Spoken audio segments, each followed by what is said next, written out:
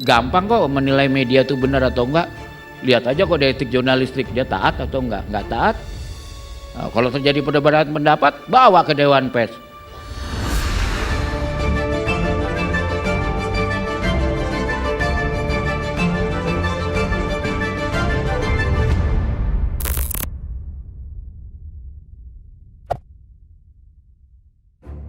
Terima kasih Bang Gani. Kalau saya sih ketika ditanya bagaimana pers Indonesia dalam kondisi sekarang tuh, yang dimaksud pers Indonesia yang mana? Karena apakah yang dulu ketika zaman Orde Baru ada 200-an media koran cetak, lalu ketika reformasi tumbuh ribuan, lalu 2000-an mati, atau sekarang kita masukkan juga lebih dari 50.000 media online. Yang mana ini yang susah, kita nggak bisa mewakili keberagaman yang luar biasa itu ya. Tapi kalau kita sebut media mainstream itu media yang taat pada kode etik jurnalistik, memang harus kita akui nggak banyak sih, ya, tidak banyak sekarang, dan itu PR kita adalah menjelaskan dan juga menjelaskan pada masyarakat apa sih bedanya pers dengan blogger misalnya. Kalau kami waktu saya di Dewan Pers jelas, mau namanya siapapun, kalau dia declare dia taat pada kode etik jurnalistik, ya dia seorang jurnalis. Tapi ada orang mengaku sebagai wartawan tapi dia melanggar kode etik jurnalis, ya itu sih pendapat pribadi dia aja gitu.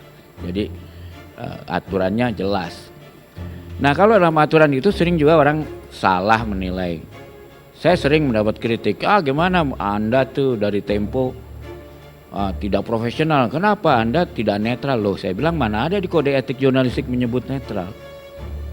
Tidak ada keharusan di kode etik jurnalistik wartawan harus netral. Nah, ini ada senior saya Bang Salim, Bang Karni. Kan kita harus independen dan terus terang jurnalistik itu berpihak pada kepentingan publik. Cuma jadi masalah ketika dalam suatu pemilihan publiknya terbelah kira-kira di tengah. Terus orang bertanya, kepentingan publik yang mana? Kepentingan publiknya 01 apa kepentingan publiknya 02? Itu dilema buat kita.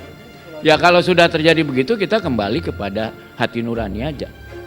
Ya karena itulah kuncinya. Saya kasih contoh. Dalam kondisi-kondisi seperti ini kami memang terjepit yang ingin setia ya pada kode etik jurnalistik. Saya ingat dalam kasus Ahok misalnya.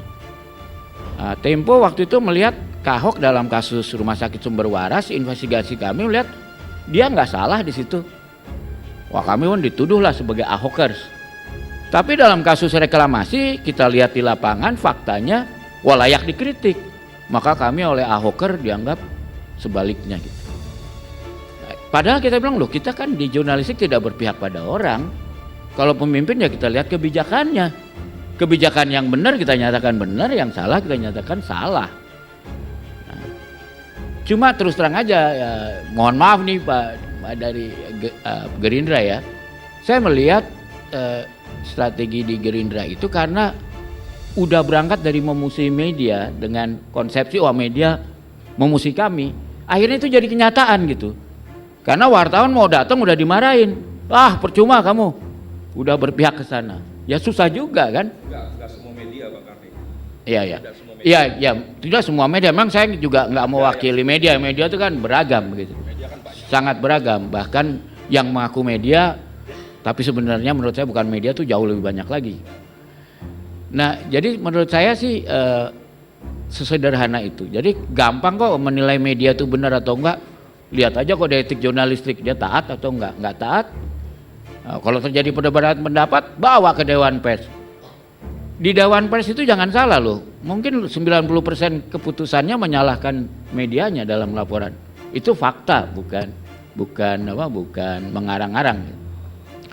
Jadi menurut saya kalau masyarakat ingin memperbaiki, ya rajin-rajin aja adukan, ya, supaya lama-lama dia jadi benar gitu. Itu kan sama seperti kita melihat ada paku di jalan. Sikap kita bilang, wah itu bahaya ada paku.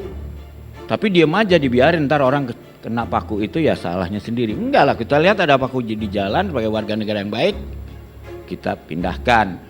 Kalau kita di mobil, paling enggak kita telepon di jalan tol, bilangin nama jalan tolnya. Itu ada paku loh di sini, berbahaya bagi masyarakat. Menurut saya itu peran serta kita, karena di undang-undang pers jelas dinyatakan siapa yang mengontrol media. Yang mengontrol media masyarakat. Artinya apa? Kalau medianya nggak benar, yang ngontrolnya nggak benar, ya kan? Karena jelas di undang-undang siapa yang mengontrol pers itu media, kecuali kita mau kembali zaman dulu yang ngontrolnya Departemen Penerangan. Kan kita nggak mau kembali ke arah situ. Nah yang kedua saya harus akui, dan saya kira Bang Karni juga mungkin sependapat dengan saya soal ini. Sebetulnya kita lebih problem di media TV terus terang, karena kepemilikannya terbatas. Dan indikasinya gampang kok.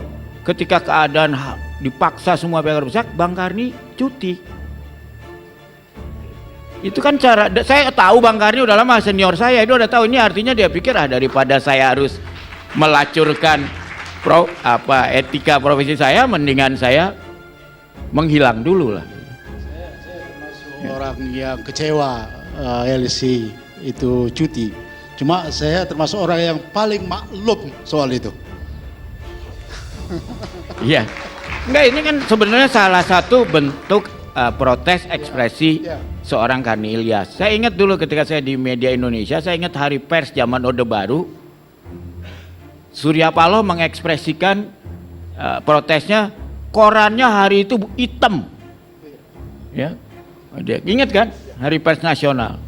Nah, itu kan cara-cara mengekspresikan ini ada tekanan, saya nggak setuju.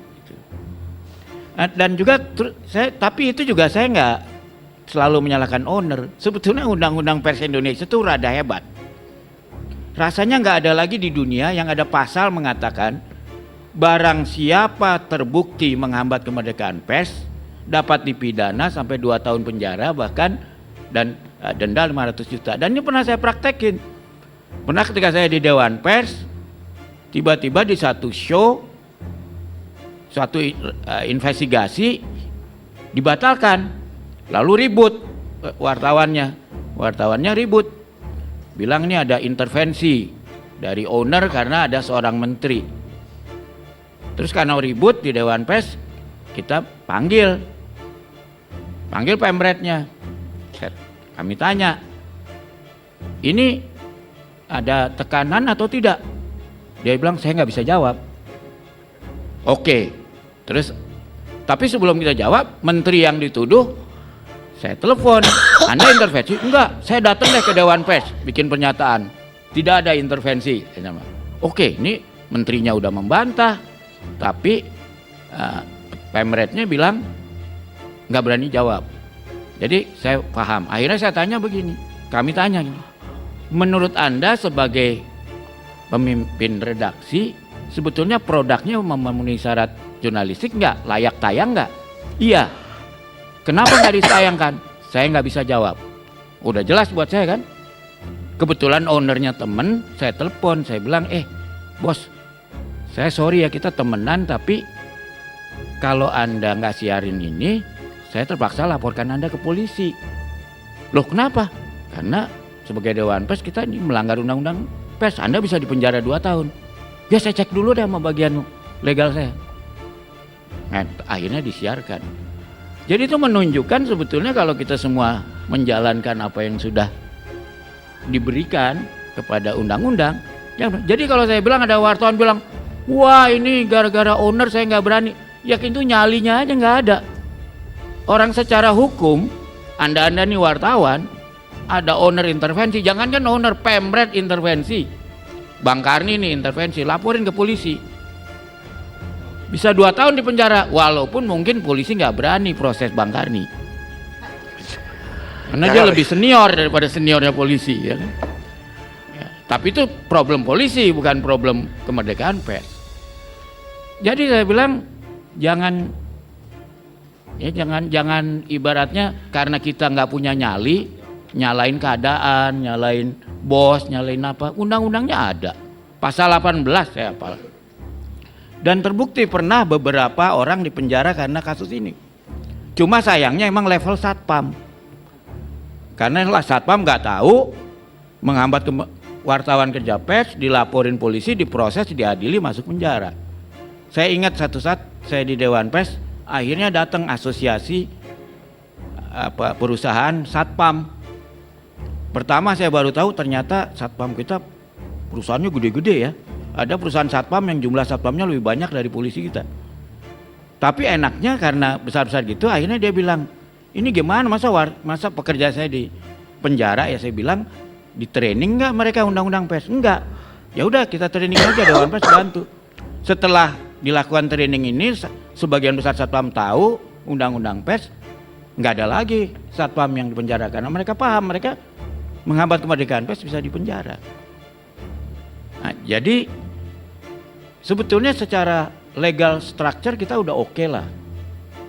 Saya turut membantu bikin undang-undang pers di banyak negara sebagai karena diminta UNESCO. Tapi belum berhasil seperti di Indonesia bahwa ada pasal yang bisa tembus yang mengatakan kalau ada barang siapa terbukti menghambat kemerdekaan pers bisa dipenjara. Rasanya mungkin baru Indonesia. Jadi kita beruntung pers kita. Cuma dengan posisi seperti itu, tunggu aja bilang ya. Cuma kritik saya sama wartawan kita, udah dikasih pasal itu, kemerdekaan pers kita masih partly free, yaitu nyali wartawannya nggak ada. Bukan takut sama Soeharto pemerintah dulu, takut sama bos, takut sama owner. Akuin aja gitu, ya kan? Ya saya kira itu, silakan. Enggak, saya mau nambah aja. Undang-undang pers gitu itu luar biasa. Itulah satu-satunya undang-undang yang tidak punya PP. Tidak punya peraturan pelaksanaannya. Jadi tunggal itu sebagai undang-undang, itu luar biasa. Dan sekarang buktinya saya lihat. Sekarang kan bahkan kita dibantu. Saya ingat dulu kita minta Dewan Pers minta kepada Mahkamah Agung, bisa nggak ada MOU? Mahkamah Agung bilang Mahkamah Agung nggak boleh bikin MOU dengan siapapun. Tapi kami kasih satu hadiah apa? Bikin surat edaran Mahkamah Agung. Memerintahkan semua majelis hakim kalau ada delik perkara yang melibatkan pers harus minta ahli dari Dewan Pers. Dan Dewan Pers janjikan dimanapun dari Sabang sampai Merauke, kalau pengadilan minta kita kasih free. Semua ongkos Dewan Pers. Enggak kalah gitu. Dengan Kapolri ada. Sehingga kalau ada, setelah ada perintah Kapolri mengatakan pada seluruh jajaran Polri, kalau ada penyelidikan tentang perkara yang menyangkut pers, supaya minta ahli dari Dewan Pers. Setelah ada perjanjian itu, praktis nggak ada lagi wartawan yang diproses kecuali mengaku wartawan tapi bukan mengerjakan jurnalistik.